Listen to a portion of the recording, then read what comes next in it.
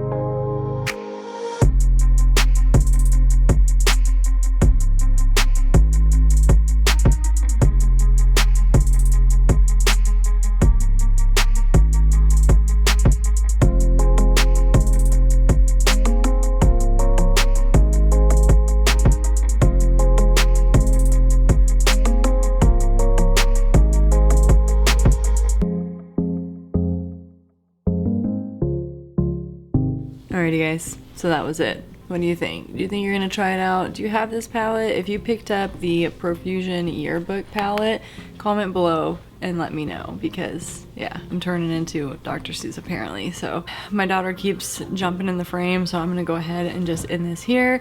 If you enjoyed the video, be sure to like and subscribe so you can see future videos I'll be posting multiple times a week here on my channel. Yeah, thank you for watching, and I'll see you in the next one.